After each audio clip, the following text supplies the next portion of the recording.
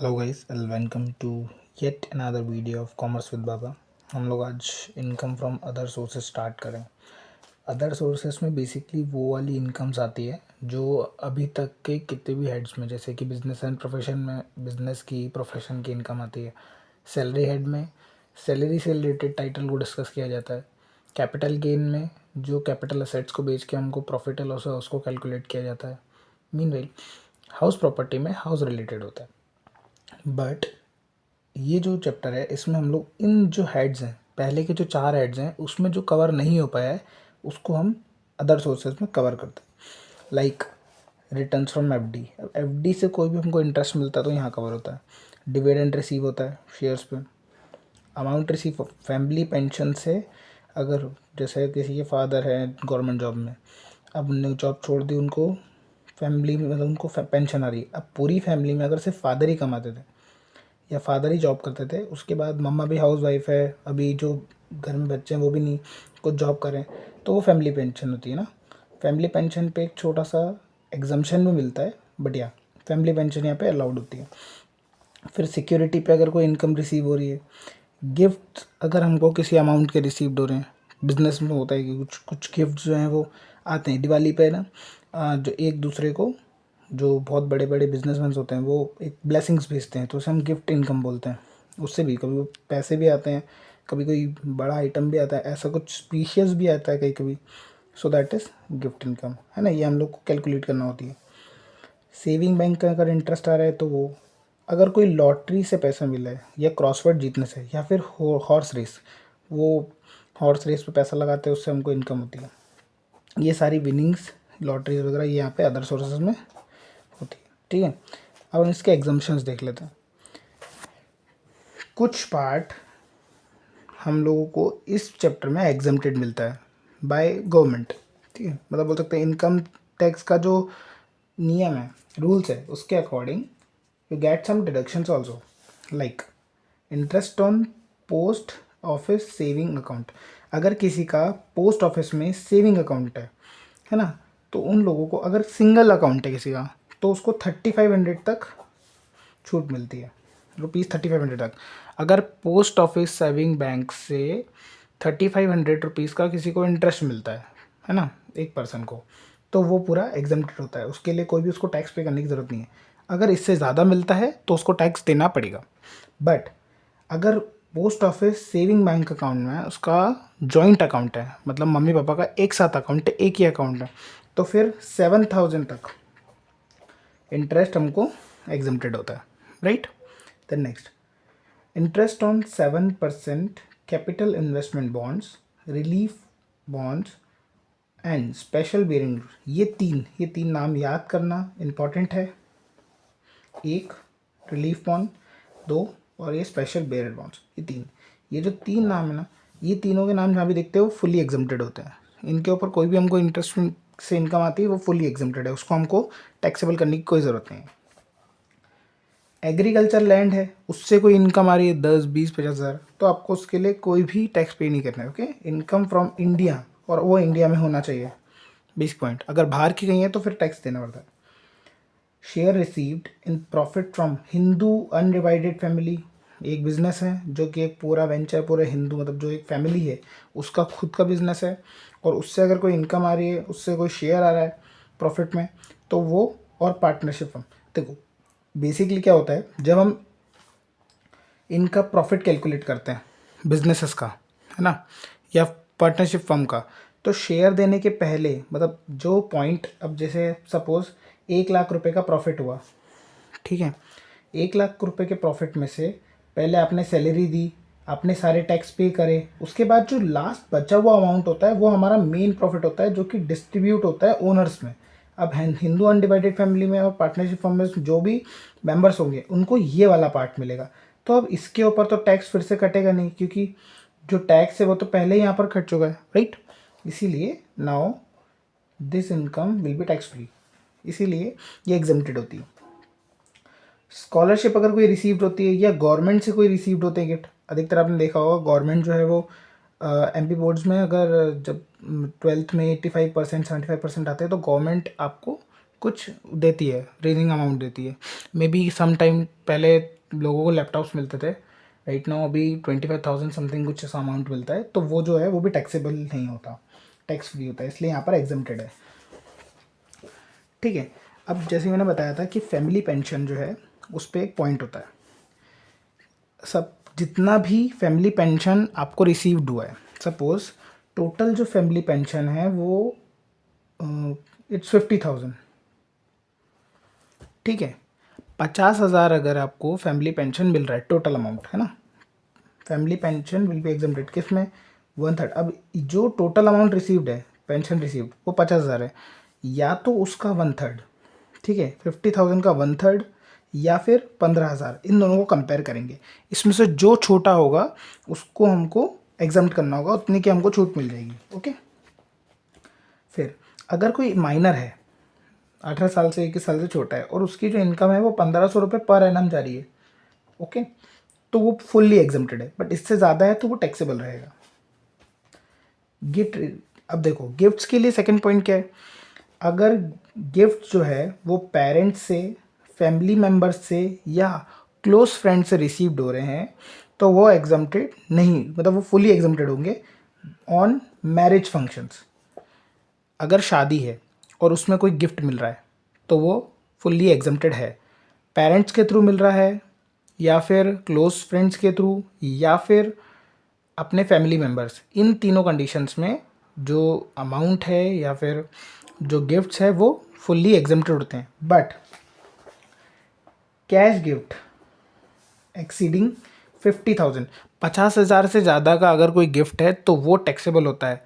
But वो किसी और के थ्रू मिलने पर, अगर वो शादी में मिला है या फिर किसी किसी के पेरेंट्स ने या फिर फैमिली मेम्बर ने पे करा है, तो फिर वो एग्जम्प्टेड होगा पूरा, ठीक है। बट अगर कैश गिफ्ट किसी और के थ्रू मिला है, लाइक हम लोग कभी अपनी किसी की शादी है, उसमें उन्होंने कि बड़ी एंटिटी को बुलाया, कोई बहुत बड़ा आदमी है, बहुत पहचान वाला है, नेता एता कोई है, उसको अगर शादी में बुलाया तो वो आएगा, वो सीधे कैश गिफ्ट देगा, बोले आपकी शादी के लिए हम आपको 50,000 रुपये देते हैं, तो फिर वो फुल्ली टैक्सेबल है,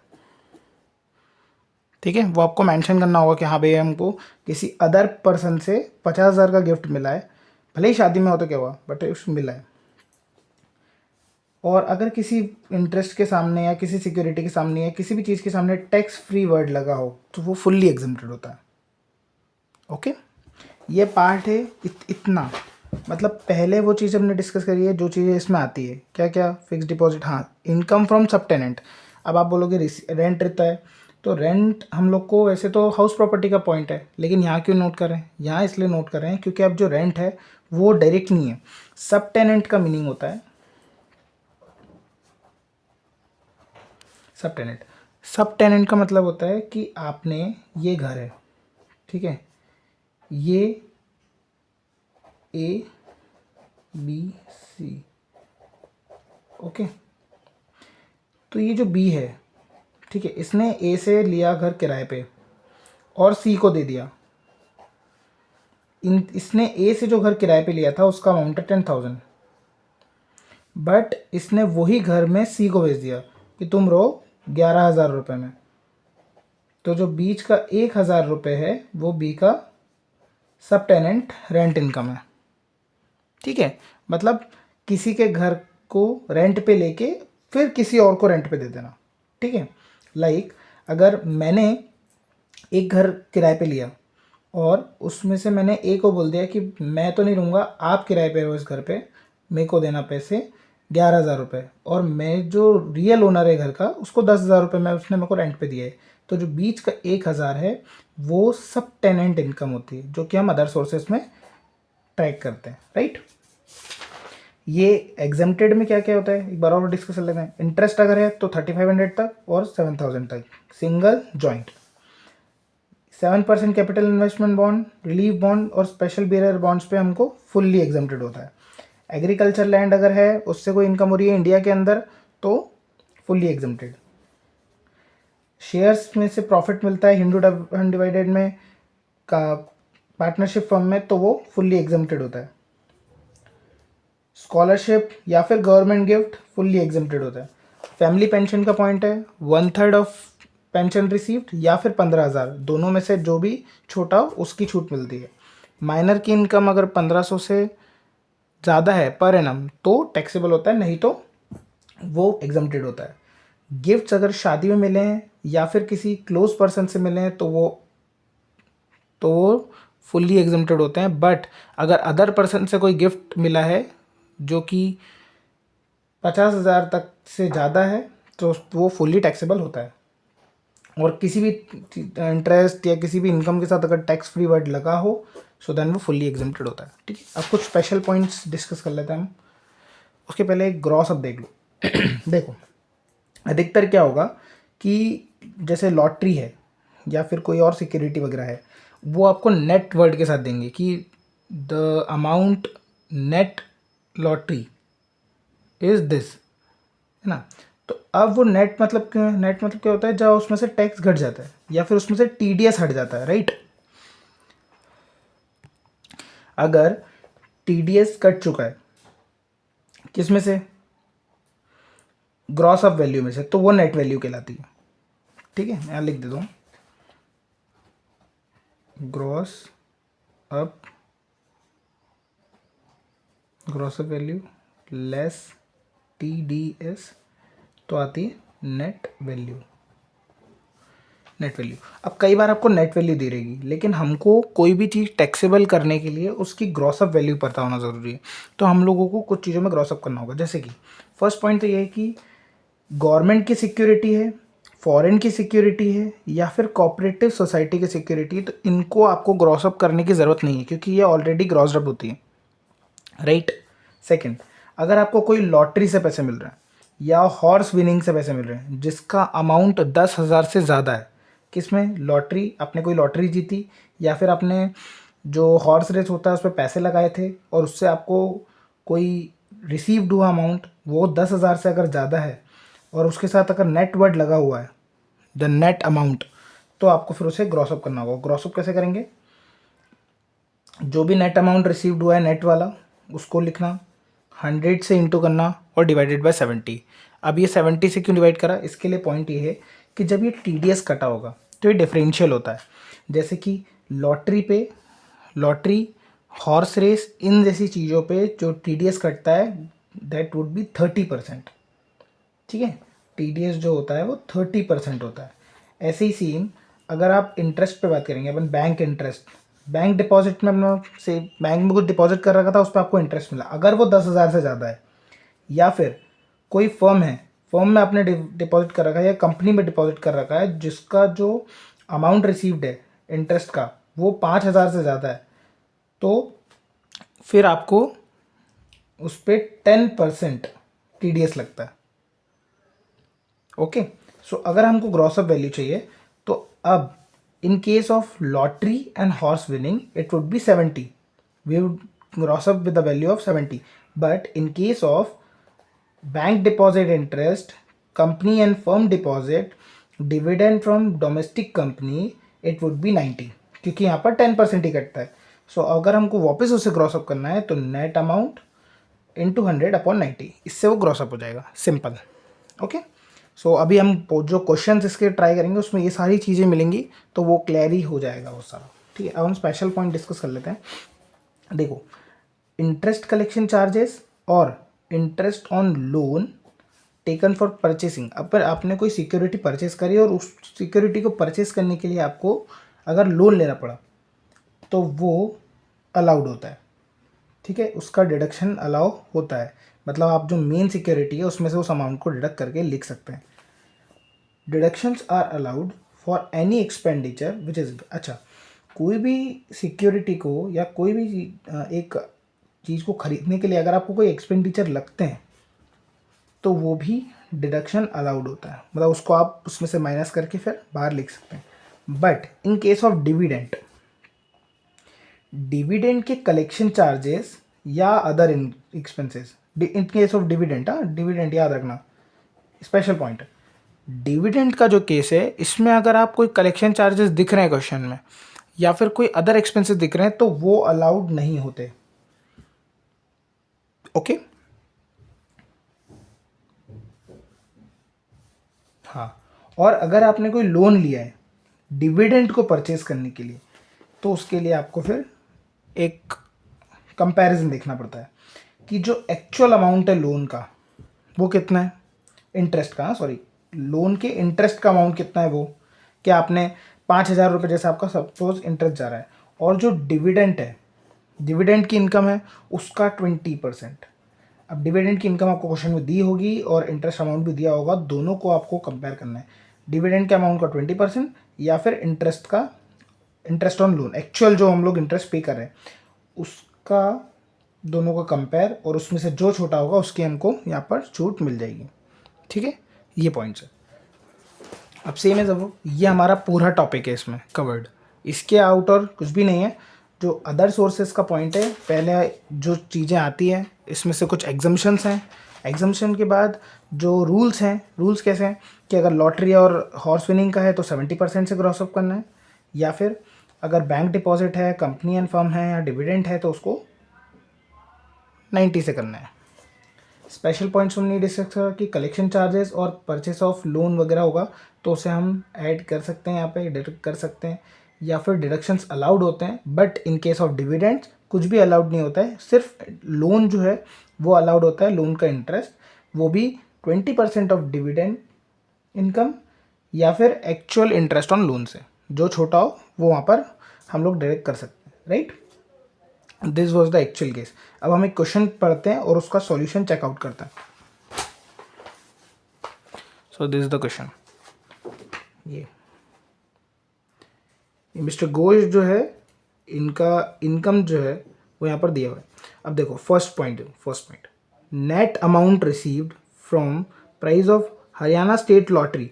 लॉटरी का क्या है, लॉटरी पहली बात तो नेट दे रखा है तो हमको इसको ग्रॉस अप करना पड़ेगा, और लॉटरी विनिंग है कितनी, 140। तो हम क्वेश्चन चेक करते हैं। फर्स्ट पॉइंट ये रहा, net amount received of lottery कितना है, 1,40,000, बट क्योंकि वो नेट है तो हमको ग्रॉसअप करना होगा, और हमको पता है कि लॉटरी पे 30% TDS कटता है, तो उसको ग्रॉसअप करने के लिए हमें 100 से इंटू करना पड़ेगा और 70 से डिवाइड करना पड़ेगा, हमारा 2,00,000 रुपये आ जाएगा, ग्रॉस वैल्यू उसकी 2,00,000 है। ओके, नाउ सेकेंड पॉइंट पड़ता है, profit on sale of plot. अब प्लॉट को सेल करने पे अगर कोई प्रॉफिट होता है तो वो यहाँ का पार्ट नहीं है, वो इस सोर्सेज का ही पार्ट नहीं, अदर सोर्सेज का, इसलिए हम उसको इग्नोर करेंगे। रॉयल्टी फ्रॉम माइन, अब माइन रॉयल्टी मिल रही है, रॉयल्टी के लिए फिर वो पॉइंट है, फिर से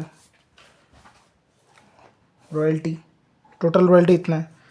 क्वेश्चन में लास्ट में पढ़ना है कि कलेक्शन चार्जेस है रॉयल्टी के 3850, मतलब 3,850। तो अभी हमने यहाँ पर पॉइंट्स में पढ़ा है कि deductions are allowed and expenditure which is incurred on assessee to earn this such income. अगर रॉयल्टी को उसने बोला कि जैसे रॉयल्टी से कोई इनकम हुई, बट उसको लेने जाने के लिए आपने जो खर्चा करा, सपोज यहाँ से बहुत दूर जाना पड़ा, तो उसमें 3,850 रुपये खर्चा हो गया, तो ये कलेक्शन चार्जेस हैं, आपको वहाँ जाना पड़ा, वहाँ उसको, मतलब जो आपने जो रॉयल्टी आपने अर्न करी है उसको लेने के लिए अगर आप कोई एक्सपेंसेस कर रहे हो तो आप यहाँ माइनस कर सकते हो, है ना। तो रॉयल्टी हमारी टोटल इतने की है, बट उसमें से इतने हमने एक्सपेंसेस हुए हमारे, सो ये टोटल रॉयल्टी का एग्जैक्ट बचा हुआ अमाउंट है। डिविडेंड, है ना। नेक्स्ट पढ़ते हैं, income from agriculture land in India. अब एग्रीकल्चर लैंड इन इंडिया तो हमारा पूरा ही एग्जम्प्टेड होता है, राइट। लास्ट पॉइंट है dividend on shares Indian company 13,700। अब 13,700 के हमको डिविडेंड मिले, लेकिन उस पर कलेक्शन चार्जेस जो है यहाँ लिखा हुआ है, कलेक्शन चार्जेस डिविडेंड पे 30 रुपये हैं, पर हम 30 रुपये से क्यों नहीं कर रहे कुछ, यहाँ तो हमने डायरेक्टली लिखा है, बिकॉज अभी स्पेशल पॉइंट्स में पढ़ा है कि डिविडेंड जो है, डिविडेंड के कलेक्शन चार्जेस अलाउड नहीं होते, राइट। तो ये हमारा फुल क्रेडिट क्वेश्चन है। डायरेक्टली हमको पहले नेट, जो भी नेट अमाउंट दिया उसको ग्रॉसअप करा हम लोगों ने, देन रॉयल्टी की इनकम में से जो कलेक्शन चार्जेस है उसे माइनस करके हमने एग्जैक्ट रॉयल्टी लिखी, और डिविडेंड पे कुछ भी ऐसा स्पेशल पॉइंट नहीं था इसलिए डायरेक्टली उसको बाहर कर, तो इससे हमको इनकम फ्रॉम अदर सोर्सेज मिल गए 2,78,850, right. So this much as we have covered in other sources. In next video we will continue with some of the more questions which will clear your full chapter of income from other sources, right. So I'm resting this video in this. Stay tuned with the video. I'll soon get you the new video of question answer. Thank you so much.